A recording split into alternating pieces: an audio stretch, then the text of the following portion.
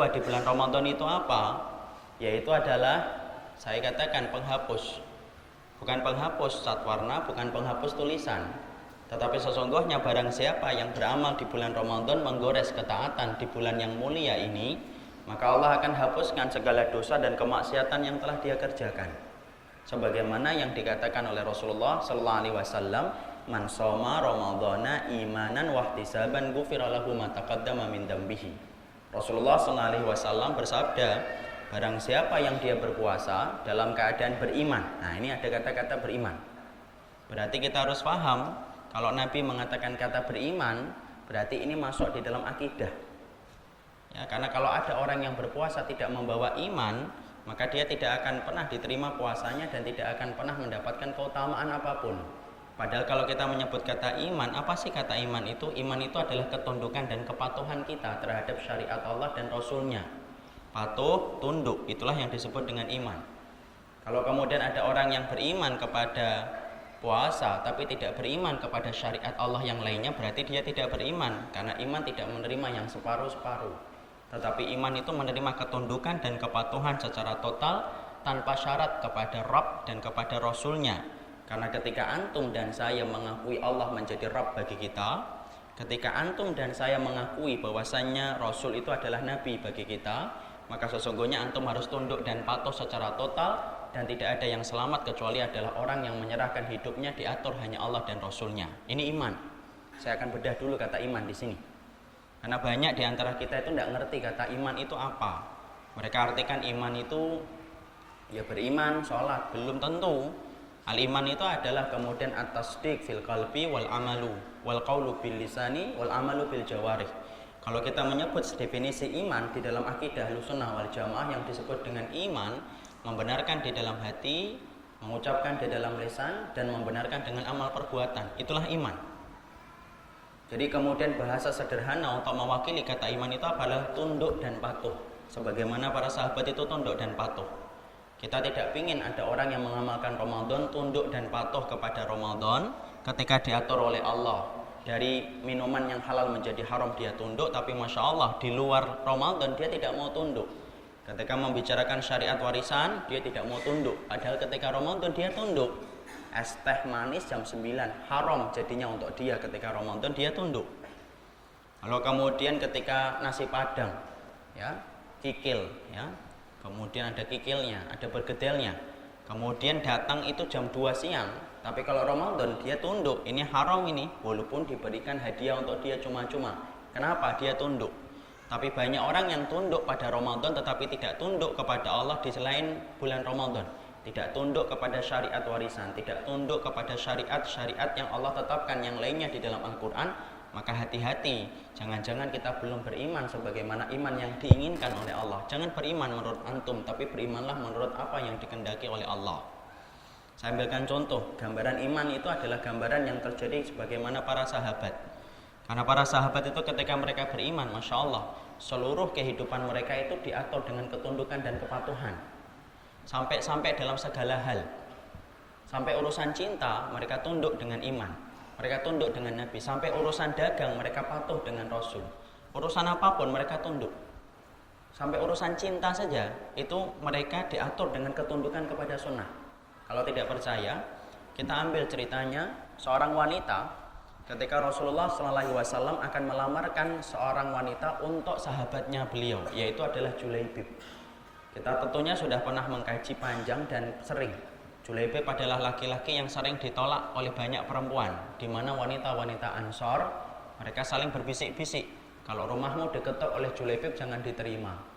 Itulah Julaibib, laki-laki biasa di hadapan manusia, tetapi laki-laki luar biasa di hadapan seluruh penduduk langit. Yang mencarikan istri untuk Julaibib siapa? Rasulullah. Ketika Rasulullah mencarikan itu, beliau memilih salah satu keluarga Ansor untuk menjadi istrinya Julaibib. Keluarga Ansor itu laki-lakinya asalnya senang, aku melamar putrimu. Laki-laki itu berkata, Masya Allah ya Nabi, tentunya kami terima, tapi bukan untuk saya, tapi untuk Julaibib. Waduh, untuk Julaibib ya, sebentar dulu ya Rasul. Masya Allah ya. Kemudian akhirnya pulang bertanya kepada istrinya. Rasulullah melamar, Masya Allah, untuk siapa? Untuk beliau? Enggak, untuk Julaibib. Waduh, jangan dulu, jangan kasihkan. Tahukah kita putrinya itu kemudian keluar dari kamar dan membacakan satu ayat, menunjukkan Masya Allah ya, para sahabat sampai urusan cinta, urusan tresno itu diatur dengan sunnah. Mengatakan dan membacakan sebuah ayat, wa ma kana lil mu'minin wala mu'minatin idza qadallahu wa rasuluhu ayyakuna lahumul khiyaratu min amrihim. Tidak sepatutnya bagi orang yang beriman laki-laki dan perempuan kalau sudah Allah tetapkan satu pilihan untuk mereka lalu kemudian mereka memilih pilihan-pilihan yang bukan datang dari Allah dan Rasulnya. Masya Allah, ayat ini langsung menjadikan ayahnya dan ibunya wanita tersebut kemudian terdiam dan akhirnya wanita ini rela menikah dengan Julaibib karena Julaibib itu adalah pilihan dari Rasulullah SAW. Urusan cinta, urusan tresno itu diatur sama sunnah para sahabat. Masya Allah ya. Sebagaimana ceritanya Mughis dan Barirah. Tahu kan kita kisahnya Mughis dan Barirah? Mughis dan Barirah ini adalah seorang pasangan keluarga di mana kemudian Barirah itu dibebaskan terlebih dahulu daripada Mughis. Di mana Mughis masih menjadi budak.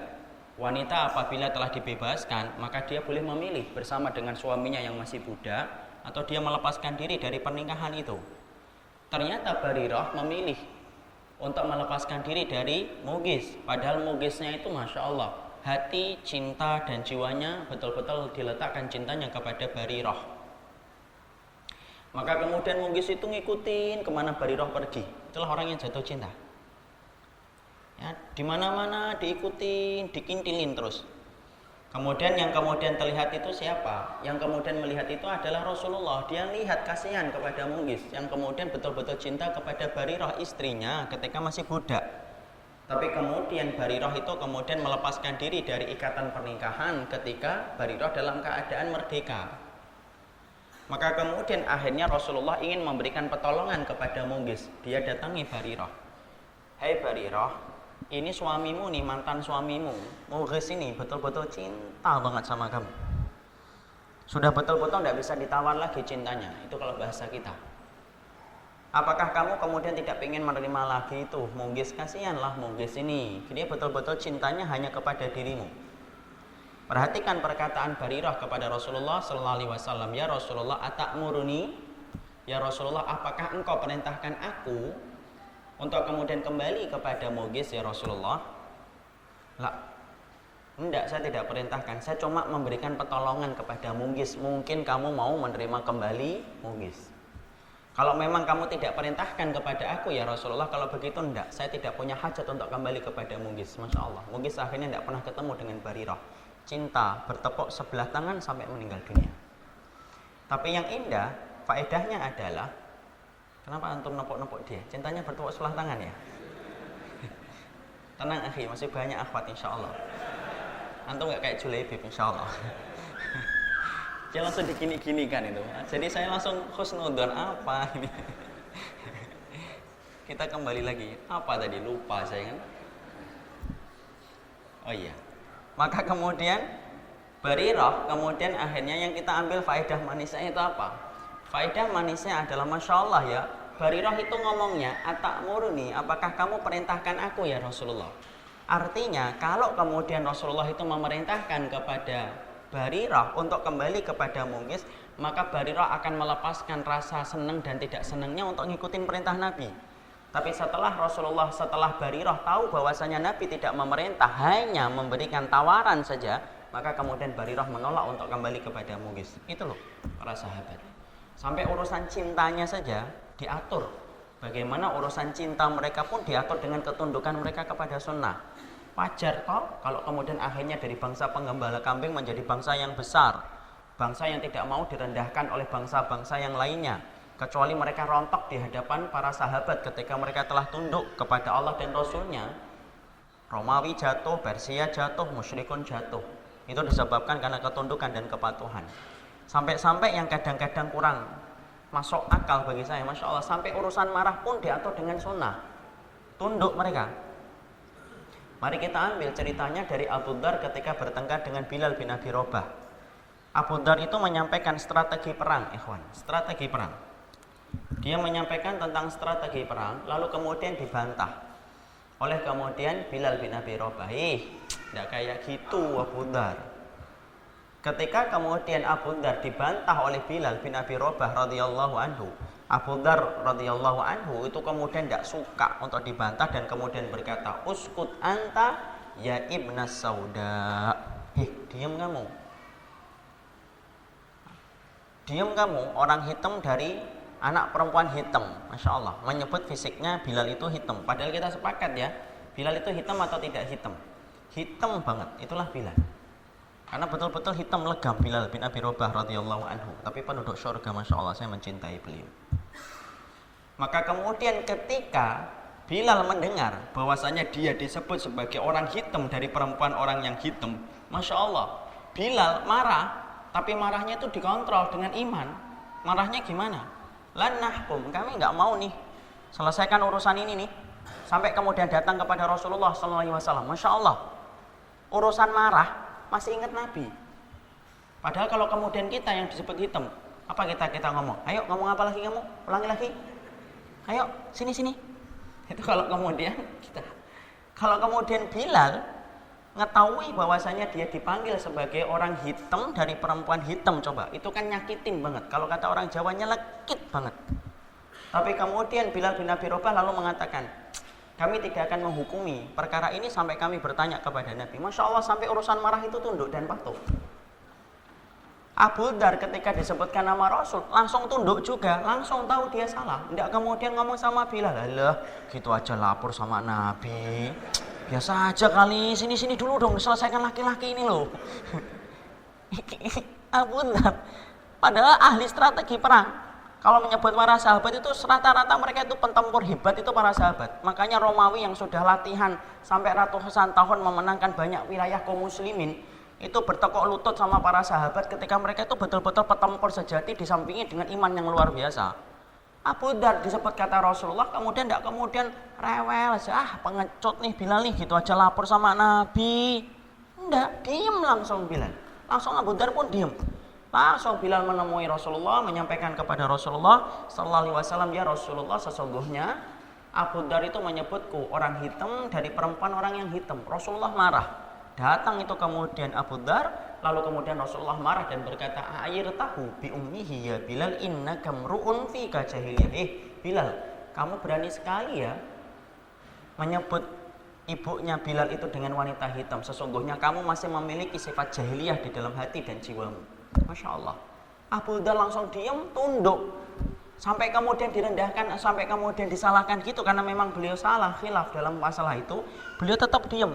Lalu kemudian nyusul Bilal, kemudian diletakkan pipinya di atas tanahnya yang dilewati oleh Bilal dan berkata, "Wahai Bilal, tolong injek pipiku untuk menebus, karena kamu adalah orang yang mulia dari perempuan wanita yang begitu mulia."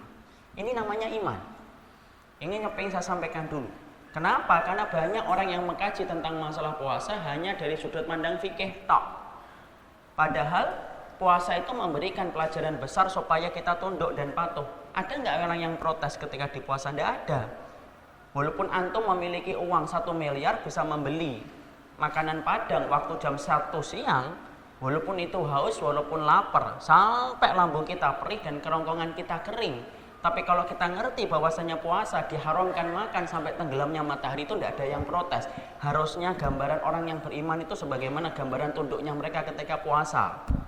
Tapi sayang, banyak orang yang tunduk dan patuh kepada Allah ketika masalah puasa, tapi tidak tunduk dan patuh pada Allah pada masalah-masalah yang lainnya. Masalah pemimpin yang harusnya tidak boleh dari orang kafir, tidak mau tunduk, padahal ketika puasa tunduk. Ketika masalah muamalah tidak mau tunduk kepada Allah, padahal ketika sahur dan buka puasa tunduk sama Allah. Maka kita khawatir kalau kita tidak memahami kata iman di dalam hadis ini, jangan-jangan kemudian kita berpuasa tetapi tidak lahir rasa iman di dalam hati kita ketika kita menjadi hambanya Allah. Padahal mungkin nggak kita kembali kepada Allah kalau kita tidak tunduk kepada Allah? Tidak mungkin. Karena sesungguhnya surga diperuntukkan bagi orang yang tunduk dan patuh. أعددنا بضع رسالات تحمل نورا للأجيال عمره اللي راحت أحلامه أوهام إن كان ما ضمت يمينك